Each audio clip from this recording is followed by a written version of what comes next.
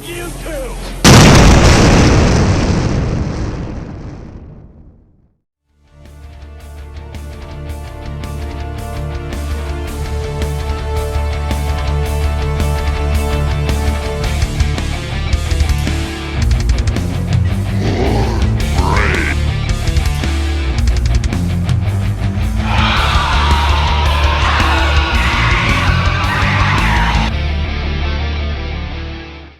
Hey, welcome back everybody.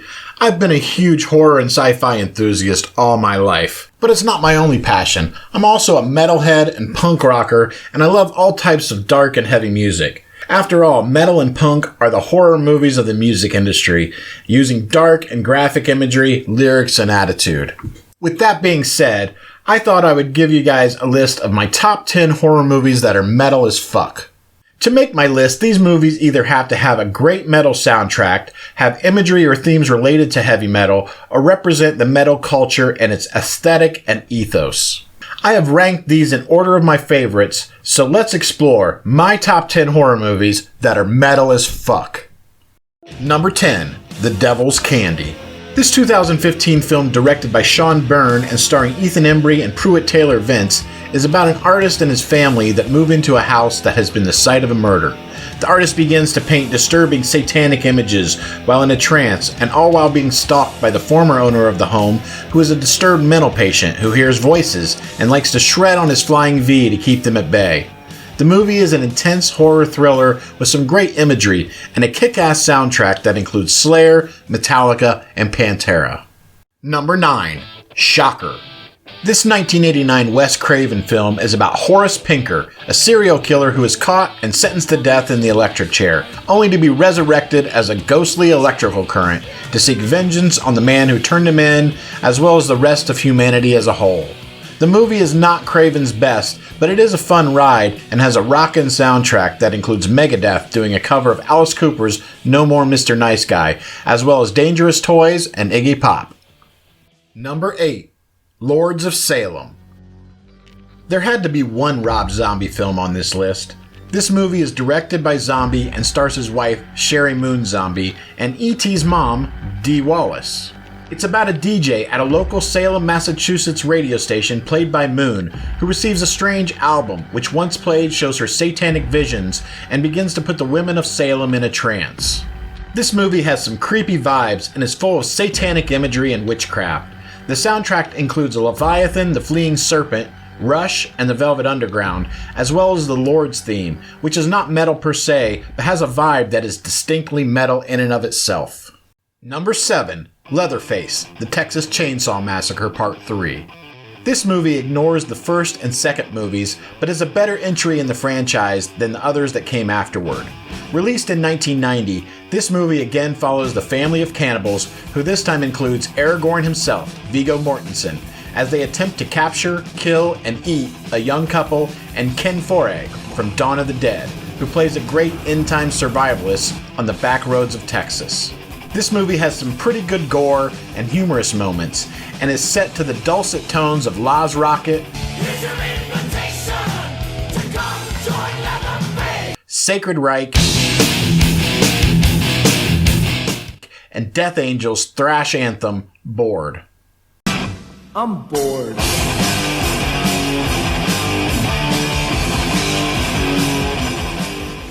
Number 6. Trick or Treat. Released in 1986, this movie exemplifies the height of the satanic panic. Skippy from Family Ties, Mark Price, plays Eddie, a brooding outcast metalhead who is obsessed with his favorite rocker, Sammy Kerr. Sammy dies in a fire shortly before Halloween. Rock star Sammy Kerr, victim of a hotel fire, dead at age 38. And Eddie is crushed. Local DJ Nuke, played by Gene Simmons, gives Eddie a copy of Sammy's last album recorded before his death. The album, of course, is backmasked, and once played backwards, releases Sammy's vengeful spirit to wreak havoc on the bullies who make Eddie's life a living hell. This movie is about as metal as they come, with Gene Simmons and Ozzy himself in cameos. I think they're just out and out sick people. I mean, and they're trying to make everyone else around them who listens to their music as sick as they are. As well as imagery from metal bands such as Megadeth, Possessed, Exciter, and Anthrax. This film depicts heavy metal culture through Eddie's eyes and does a pretty good job of encapsulating the times. By the way, it's no coincidence the character's name is Eddie. The soundtrack is by the band Fastway and is pretty damn good, so check this one out, especially at Halloween. Number 5. Friday the 13th Part 6, Jason Lives. The 6th installment of the Friday the 13th series is not as metal as number 6 on this list, but it is one of my favorite Fridays. Released in 1986, this movie brings back Tommy Jarvis, played by Tom Matthews from Return of the Living Dead, who comes back to Crystal Lake to dig up and burn Jason's body. Bad idea, as Jason is resurrected by a bolt of lightning and is now officially the superhuman zombie most people know him as. He has the ability to punch through bodies and tear off arms like he was some kind of super soldier. This was the first Friday that really added humor to the series. You think I'm a farthead? But it did it in a way that didn't take away from Jason's intimidating character. From fourth wall breaks and some meta-narrative long before it was done in Scream, because I've seen enough horror movies to know any weirdo wearing a mask is never friendly. this movie really makes for a fun watch. It makes my metal list because its soundtrack contains Alice Cooper, who wrote the song The Man Behind the Mask just for this movie. It also includes the song Teenage Frankenstein, which plays over a memorable scene of a camp counselor's head being shoved through the wall of the RV. Metal as fuck. Number 4. The Gate. The Gate is a 1987 Canadian horror film starring Stephen Dorff, better known as Deacon Frost from Blade. Dorff plays Glenn, a young boy who finds himself, along with his sister and best friend Terry, fighting the forces of hell as they emerge from a hole in his backyard. The catalyst for this gate to hell is of course a metal band and a geode that brings about apocalyptic results. This movie has awesome stop motion animation and effects for the time, and some of the coolest little demon minions ever. Terry, the next door neighbor, is a complete metalhead and rocks a Killer Dwarfs jean jacket and has a room full of metal posters. While it doesn't have a metal soundtrack, this film shows off its metal with imagery and nods to heavy metal and the satanic panic of the 1980s. Number 3. We Summon the Darkness.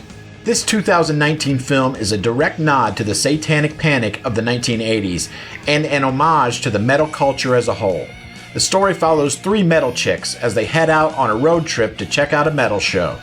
Through news reports in the background, we are given exposition and learn that there have been ritual slayings in the area that are satanic in nature.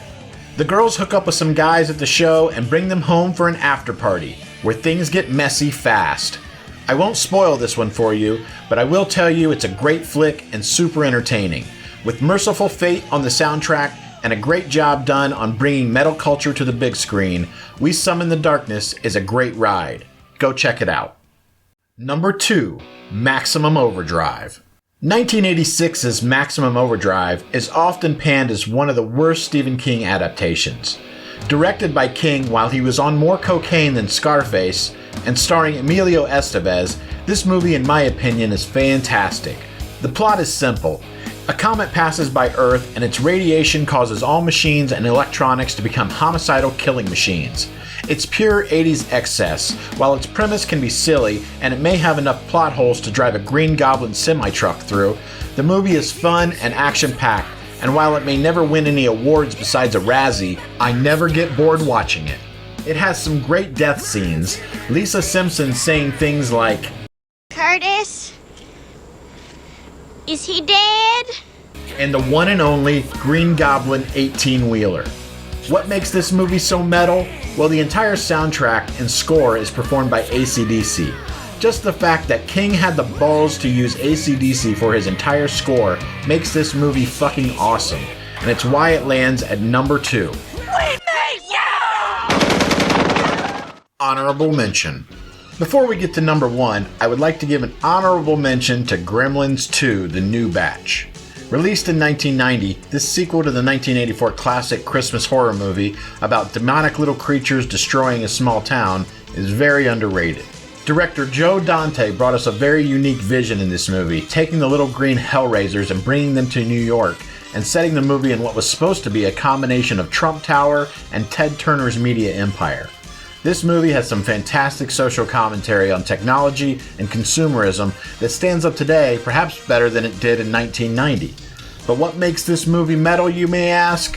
Well, who can forget the spider gremlin transforming to Slayer's Angel of Death?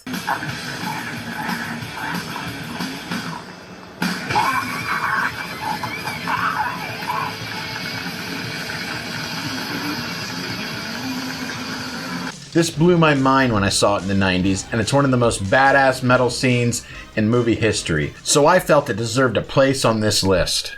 And number 1, A Nightmare on Elm Street 3, Dream Warriors. Freddy Krueger returned to the big screen again in 1987, with the only sequel in the franchise to do justice to the original. Nightmare 3 begins where the first one left off. Teens in the town of Springfield, Ohio are committing suicide in mass numbers and refusing to sleep. We follow Patricia Arquette in her first role as Kirsten, who ends up in a mental ward for supposedly trying to kill herself, along with a group of fellow teens. In reality, it's Freddy Krueger, back again and tying up the loose ends by murdering the last of the Elm Street children.